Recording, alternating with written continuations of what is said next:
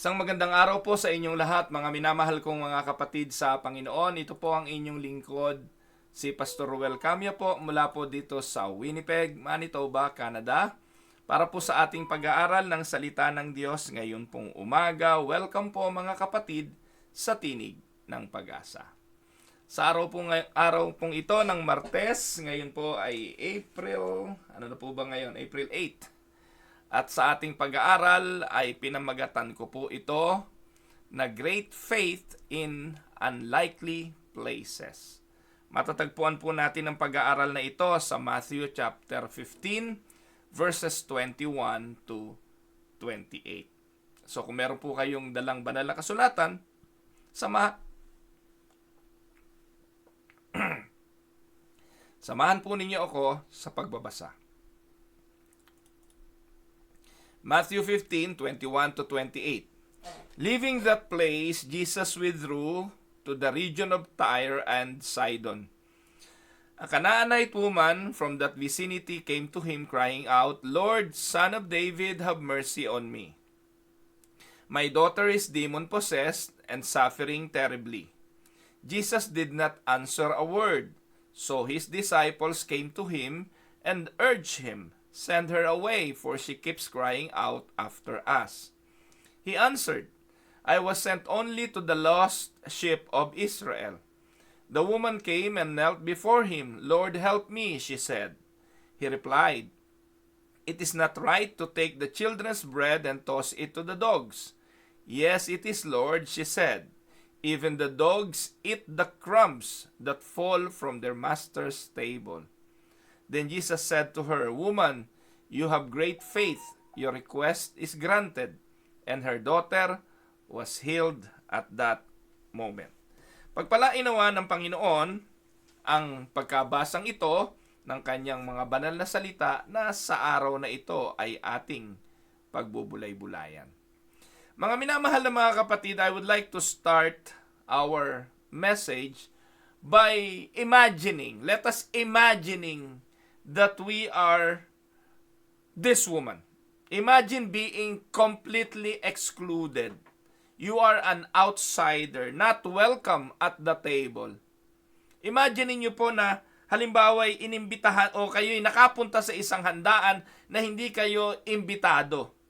Tapos nakita ka ng host o noong merong okasyon, may pa-okasyon, at tiningnan ka at sinabi sa iyong, "Bakit ka nandito? Sino nag-imbita sa iyo? Sino ang nagbigay ng access sa iyo na pumasok sa handaan? Sino ang nagbigay sa iyo ng imbitasyon para ka nandito?" Di ba nakakahiya? Ano po ba ang gagawin natin sa ganung sitwasyon? Uupo ka pa ba o ikaw'y aalis na lang? Would you walk away? Would you argue? Would you stay and humbly persist? Ano ang gagawin natin? Dito po mga kapatid sa binasa nating talata ay matatagpuan natin ang isang babae. We meet a gentle woman. She was a Canaanite, and historically yung mga Canaanite ay kaaway ng Israel. At ang sabi sa ating talata, this woman approaches Jesus with a desperate plea. So instead of walking away at umalis na lang dahil sabi ng Panginoon hindi siya invited doon sa okasyong iyon at nakatanggap siya ng medyo harsh response sa Panginoon at sa kanyang mga alagad, anong ginawa ng babaeng ito? She leans in with humility and faith. Instead of walking away, kasi sabi ng mga alagad, itaboy siya, tumahimik, nanatili siya at nagpersist ang kanyang pagsusumamo na pakinggan ng Panginoon ang kanyang kahilingan. So, her response becomes a shining example of the kind of faith that pleases God. Faith that recognizes grace is never earned, but freely given to the unworthy. So, dito po makikita natin mga kapatid, God's mercy is extended beyond the boundaries of Israel to the Gentiles. And true faith is seen in humble, persistent dependence on Christ. Sa araw na ito, atin po itong pagbubulay-bulayan at dalangin ng aking puso na makapulot tayo ng magandang ehemplo sa buhay ng babaeng ito. So, begin with the story of someone seeking help in a place where they didn't expect kindness or acceptance. Ito ang simula ng storya. The story of the Canaanite woman shows Jesus drawing out and rewarding true faith from a Gentile woman. So simulan po natin ang pagtalakay isa-isa sa mga talata at simulan po natin sa verse 21. Sabi ng verse 21, Jesus withdraws to Tyre and Sidon. Binanggit yung lugar. At pag binanggit yung lugar, meron po itong malinaw na kadahilanan. Ano po ba yung Tyre o yung Tyre and Sidon? So sa ating pagkaunawa sa verse 21, ang sabi, leaving that place, Jesus withdrew to the region of Tyre and Sidon. So ito po ay Gentile territory. So yun pong Tyre and Sidon ay hindi na po ito teritoryo ng mga Hudyo. Ang historical context nito, Tyre and Sidon were Gentile cities, pagan territories, places considered spiritually unclean by Jewish standards. So, importanteng makita natin ito. Ang ating Panginoong Jesucristo, tumungo sa lugar na ito, unfamiliar territory for Him, a place that He should not go to and should not have been. No po?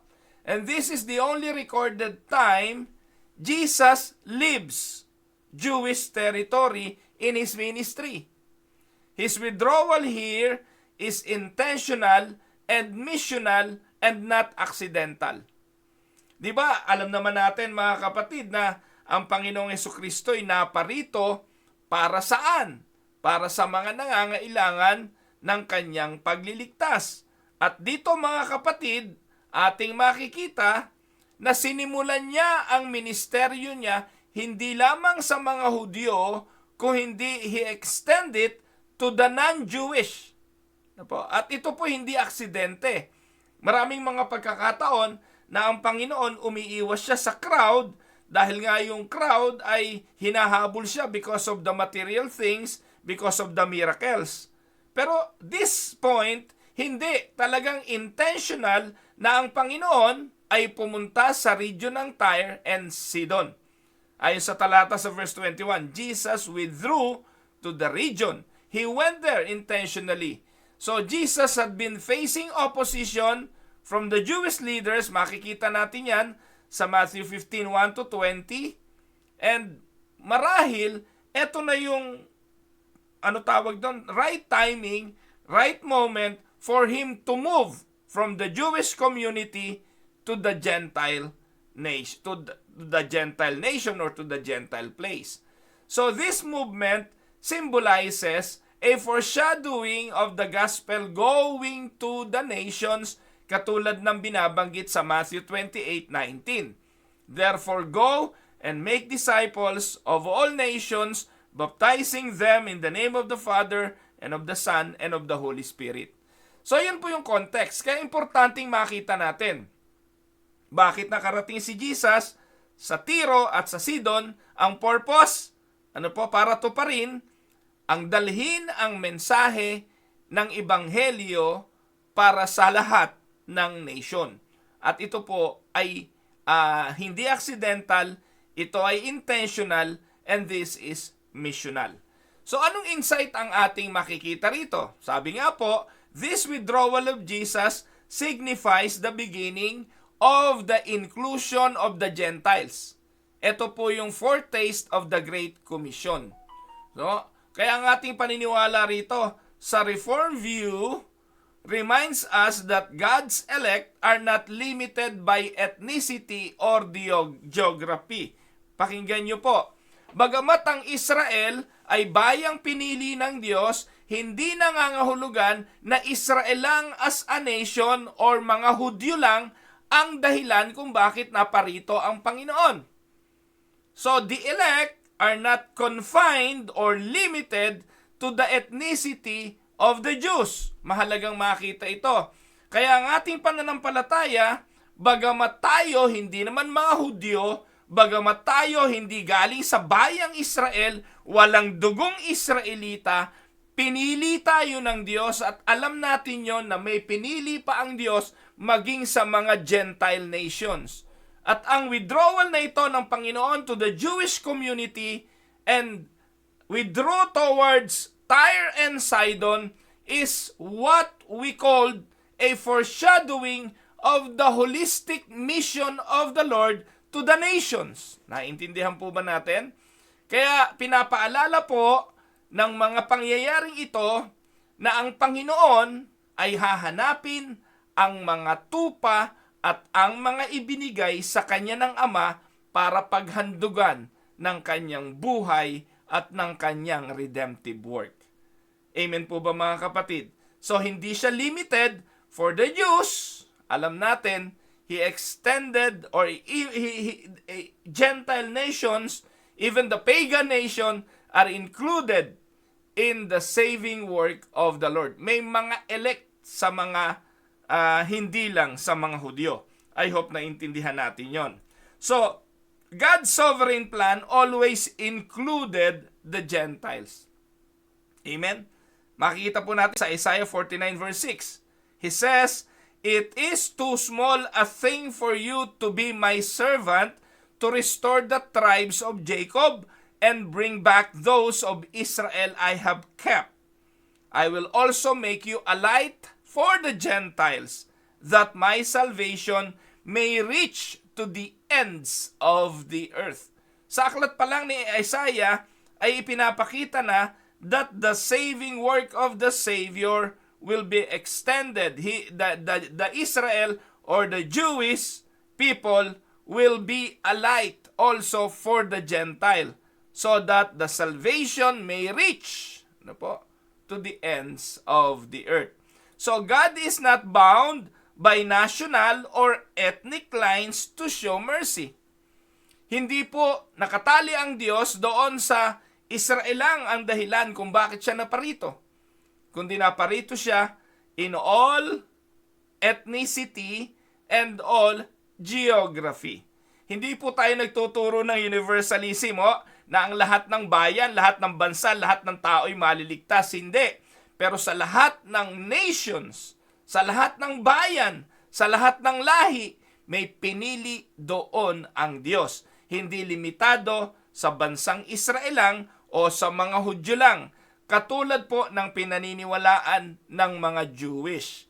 Kaya noong ang mga Kristiyano ay mga Hudyong na-convert, yung mga Hudyong na-convert sa Kristyanismo, ang ginagawa nila, yung mga Gentiles na nako-convert sa Kristiyano, tinutuli din nila. Because they want the Gentiles to be Israel. They want the Gentiles to be Jewish. Sa pamamagitan ng pagtuli para maging kumpleto ang kanilang pagiging Kristiyano. Kaya galit na galit si Pablo doon Hindi naman kailangan na ang tao ay maging Hudyo para maging kumpleto ang kanilang pagiging Christian. Because Jesus did not come only for the Jewish. He came to all ethnicity. Nakuha niyo po mga kapatid? Kaya masyadong proud maging ang mga Kristiyanong Hudyo dahil po sa paniniwala nila na ang kanilang ang ating tagapagligtas, ang Panginoong Hesukristo ay isang Hudyo.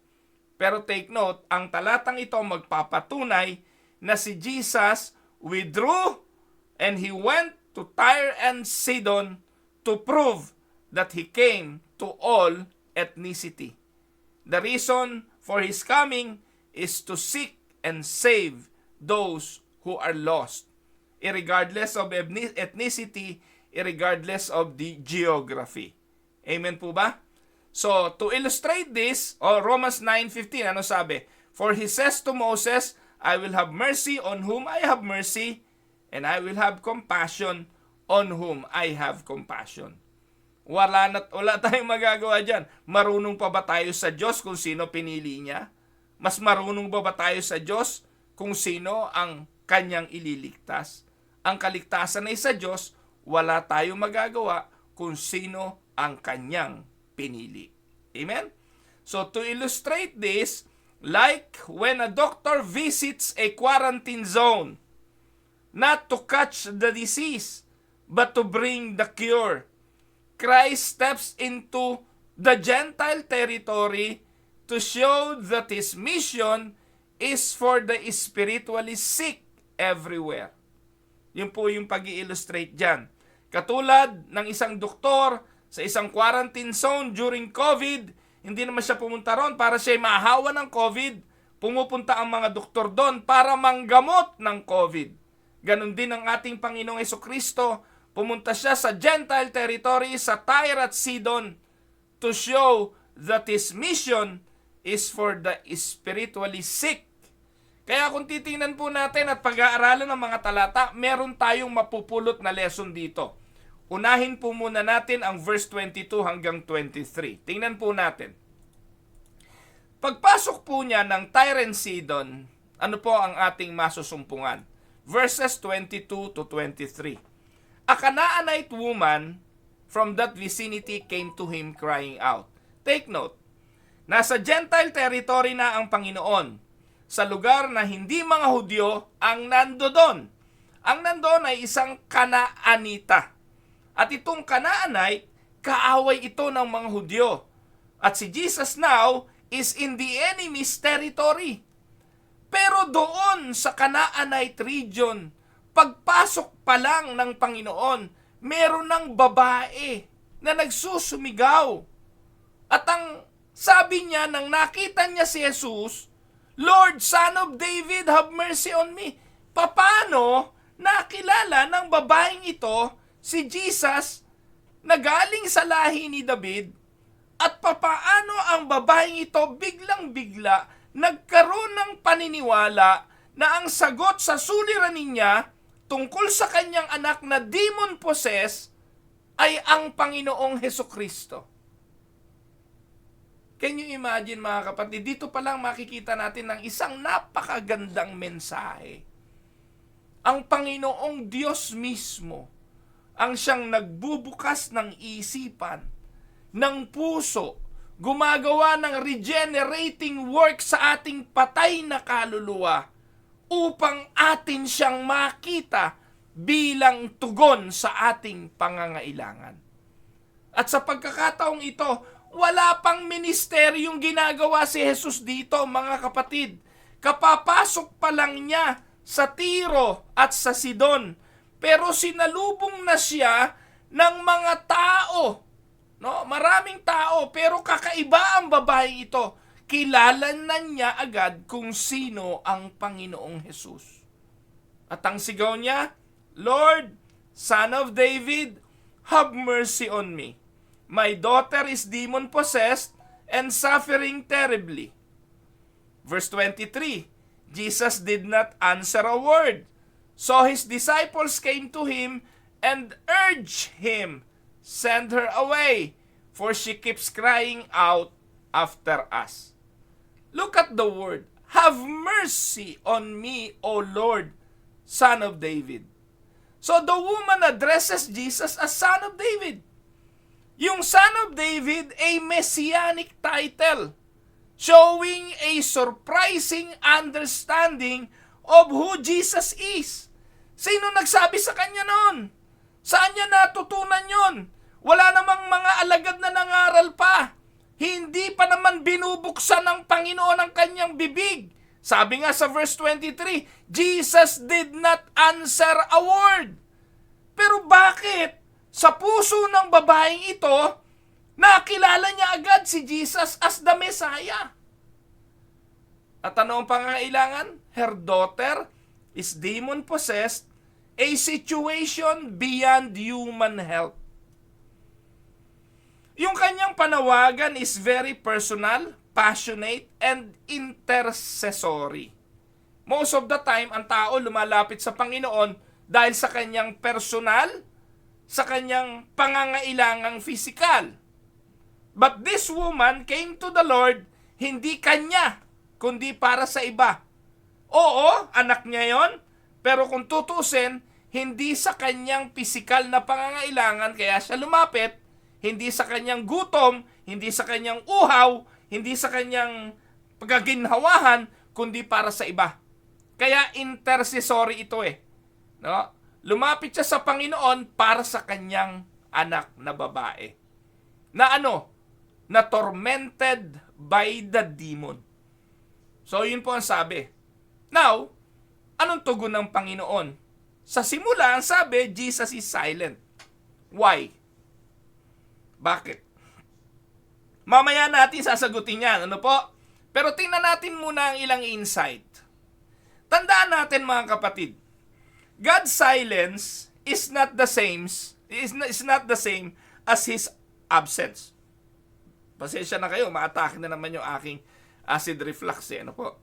So, pakinggan po natin, yung pagtahimik ng Panginoon ay hindi nangangahulugang wala doon ang kanyang presensya.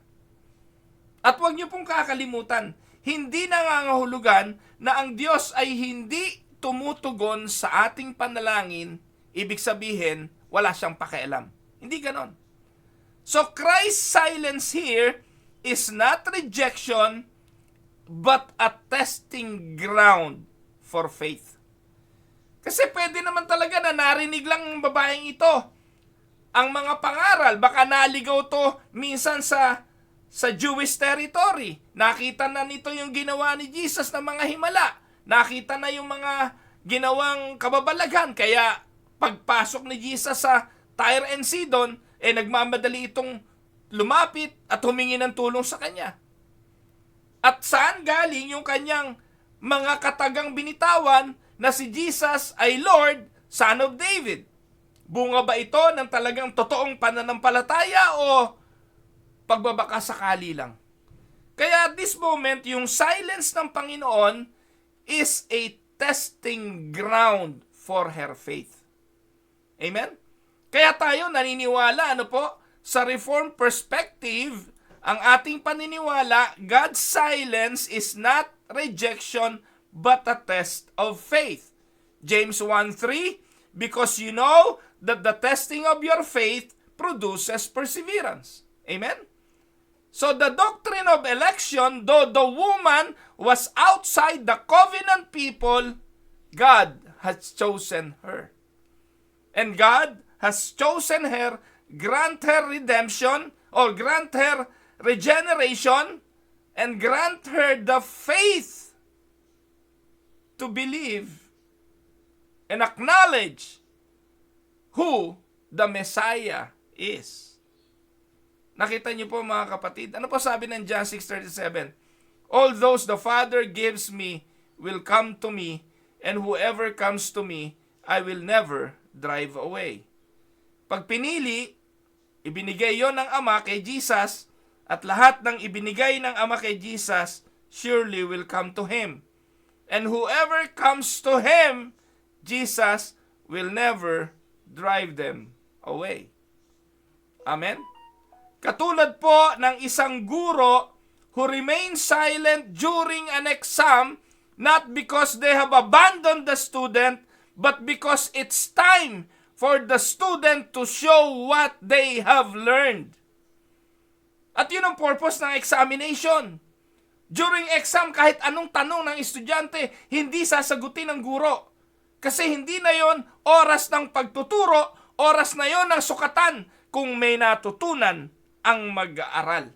So the silence of the Lord Jesus here is a test. Testing the reality of the faith na meron ang babae.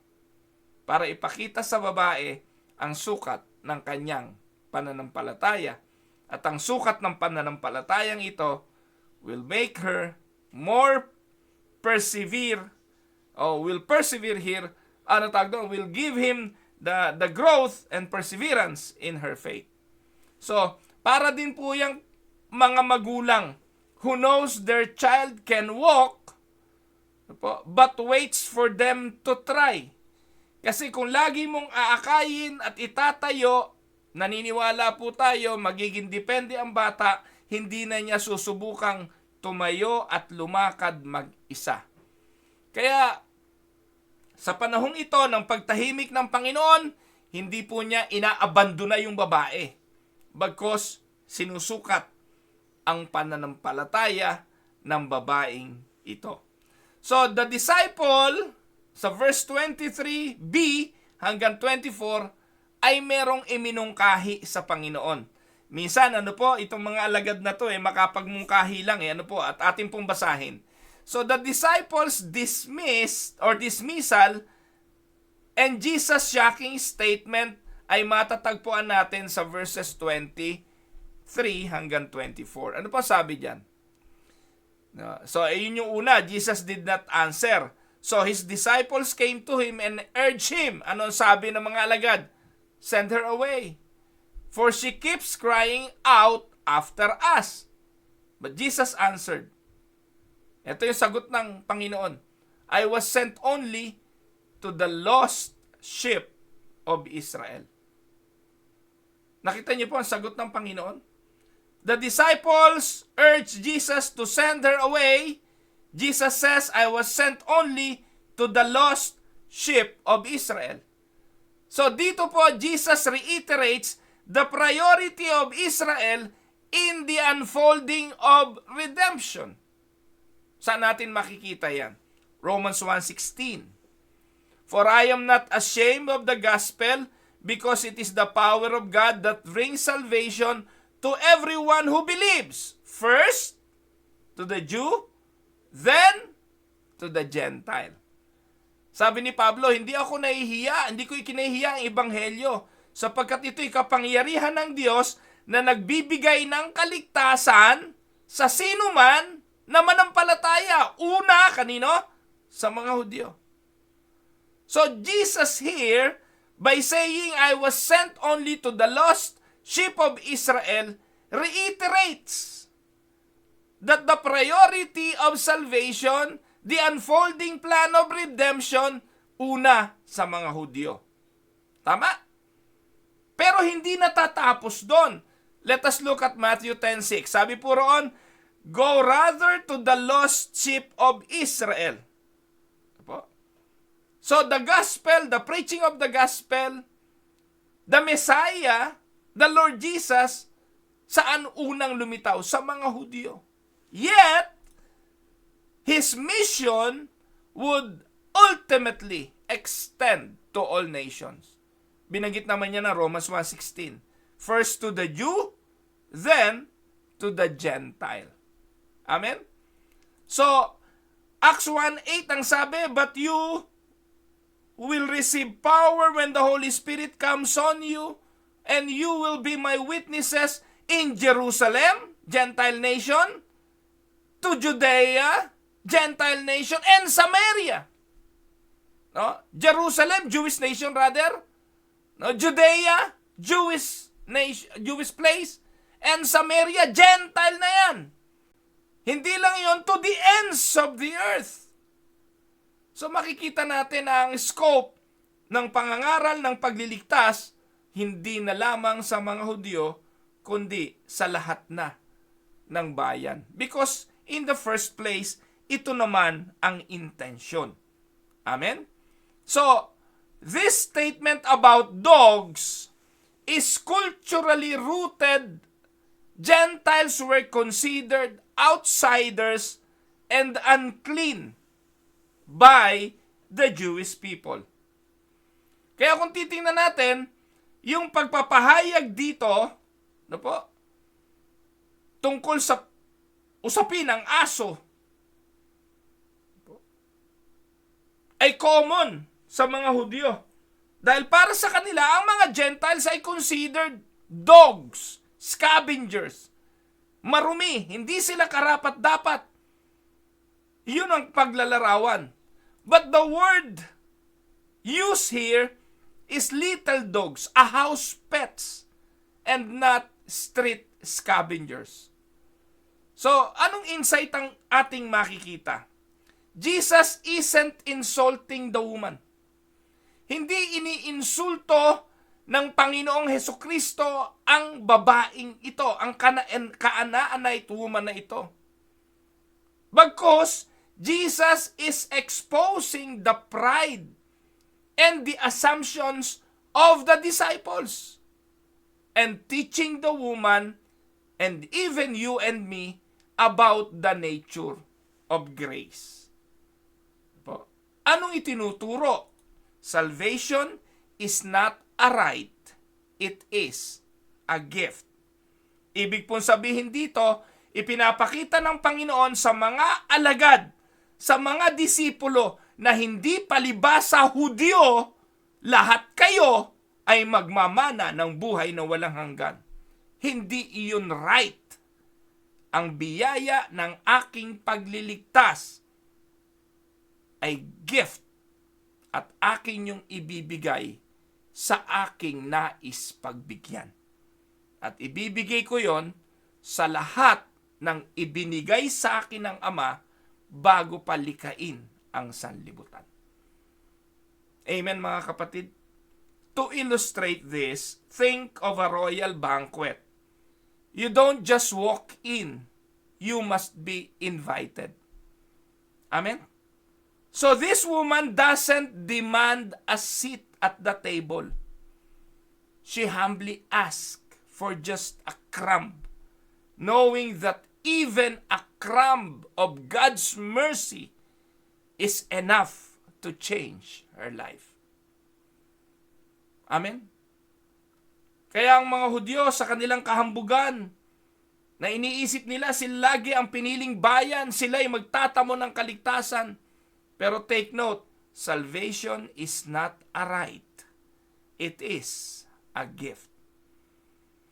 Kaya kung titingnan natin ang mga susunod na talata sa verse 25 and 26, tingnan natin yung persistent plea of the woman and the hard words of the Lord.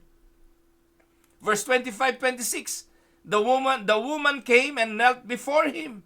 Lord, help me, she said. He replied, it is not right to take the children's bread and toss it to the dogs. So, makikita po natin yung itsura ng babae. Ano sabi? She kneels and pleads, Lord, help me. Jesus says, it is not right to take the children's bread and throw it to the dogs. This would be offensive. But she humbly agrees and argues with faith. Kung ako masabihan ng ganun, baka alis na ako eh. Pero ang babaeng ito, though the word of the Lord is very offensive, she humbly agrees na totoo naman na hindi siya karapat-dapat. Ang hinihingi niya ay awa, biyaya, yung malalaglag lang. Alam niyo, sa Reformed perspective, meron tayong tinatawag na doctrine of total depravity. We are all undeserving. Walang karapat-dapat dahil tayo'y makasalanan. Wala tayong kakayahan. We cannot demand anything on that depraved nature. And the woman recognizes her unworthiness. Amen? At wag nating kakalimutan mga kapatid, sa Reformed perspective, meron din tayong tinatawag na doctrine of irresistible grace. Yung response ng babaeng ito shows the Spirit working in her. Ibig sabihin, yung Espiritong nasa kanya, na ibinigay na sa kanya, na binuhay na, regenerated na siya, ang siyang nagtutulak sa kanya na lumapit sa ating Diyos at tumanggap ng biyaya ng pananampalataya at ng kapatawaran sa kasalanan. Sabi ng John 6:44, no one can come to me. Take note, walang makalalapit sa Panginoon unless the Father who sent me draws them. So therefore, ang babaeng ito, kaya siya nakalapit kay Jesus, nagsusumamo sa kabila ng hindi siya karapat-dapat. Dahil ang Ama ay dinala siya kay Jesus. At ang sabi ng Panginoong Yesus, those who Father no one can come to me unless the Father who sent me draws them. At ang sabi ng Panginoon, and I will raise them up at the last day. Amen? So, to illustrate this, katulad ng isang pulubi at a feast, saying, even the crumbs from his table are enough. Ganito inilagay ng Kanaanitang babaeng ito ang kanyang sarili sa harapan ng Panginoon. Mga kapatid, pag lalapit tayo sa Diyos, lalapit tayo sa ganitong paraan. Lalapit tayo sa kawalan ng pag-asa, lalapit tayo sa pagkilala na we are not worthy, at lalapit tayo humihingi ng kanyang awa at ng kanyang habag. Amen? Anong susunod na makikita natin sa mga talata? Let us see the commendation and healing. Verse 28 to 27. Yes, it is Lord, she said. Even the dogs eat the crumbs that fall from their master's table. Verse 28, then Jesus said to her, Woman, you have great faith. Your request is granted, and her daughter was healed at that moment. Mga kapatid, Jesus commends her. O woman, great is your faith. Naalala niyo po ba yung mensahe natin kahapon, yung sa unos? Yung mga alagad, ang sabi ng Panginoon, oh, where is your faith? Hinahanap ng Panginoon yung pananampalataya ng mga alagad na ito. Pero dito, in-encourage o rather kinomend ng Panginoon ang malaking pananampalatayang ito. Take note mga kapatid, kitang-kita ng Diyos ang ating mga pananampalataya. Alam ng Diyos kung tayo totoo o hindi, dahil maging yung pananampalatayang nagligtas naman sa atin ay galing sa Kanya. Kaya, bakit sinusubok ng Panginoon yung pananampalatayang yon? Para ba sa Kanya at alamin kung tayo magtatagumpay? Mga kapatid, alam ng Diyos kung kaya natin o hindi. The testing of our faith is not for God. The testing of our faith is for us. Ang pagsubok na ibinibigay sa estudyante ay hindi para lang alamin ng guro kung alam na ng estudyante, kundi para patunayan ng guro sa estudyante kung ano na ang level ng kanyang pagkaalam. And so it is with us, with our standing sa Diyos. Pinahihintulutan ng pagsubok sa ating buhay para ipaalam sa atin ang sukat ng ating pagtitiwala. Amen? So anong sabi? Immediately, her daughter is healed. And this is what saving faith looks like. Saving faith is humble, dependent, persistent, and centered solely on Christ. Yan ang pananampalatayang nagliligtas. Mapagpakumbaba, nakadepende, at persistent sa ating Panginoong Hesukristo. Sa Reformed perspective, faith is the instrument by which we receive grace. Ephesians 2:8. For by grace you have been saved through faith. And this faith is not yours, not the works of man, not the works of the flesh, so that no one may boast. God often uses trials to refine and prove our faith. 1 Peter 1:6-7. At like a gold refined in the fire, her faith shines brighter through trial. Makikita natin ito sa aksyon ng babaeng ito at sa kanyang persistent faith. Amen? To conclude our study for today, The Canaanite woman challenges us to approach Jesus with humble, persistent, dependent faith. Take note that Jesus is the Savior not only of Israel, but all who believe. This story confronts our pride, our entitlement, and our assumption about who deserves God's mercy. Sabi ng Diyos, kahabagan ko ang aking kahahabagan. Amen?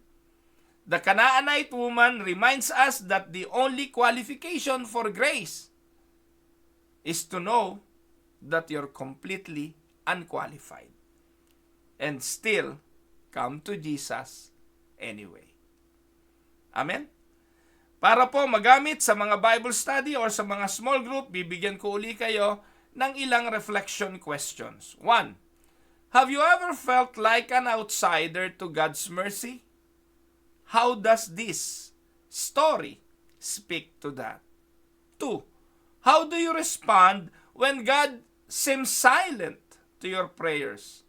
Katulad ng naranasan ng babaeng ito. 3. What does this passage teach us about the nature of true faith? 4. How can we apply this example of persistent prayer in our daily lives? And last, in what ways can the church better reflect God's heart for the outsider? Huwag ninyong kakalimutan ang sabi ni Charles Spurgeon, a crumb from the master's table is better than a feast elsewhere. Amen? Mga minamahal na mga kapatid, may we always remember that we are beggars at the throne of grace.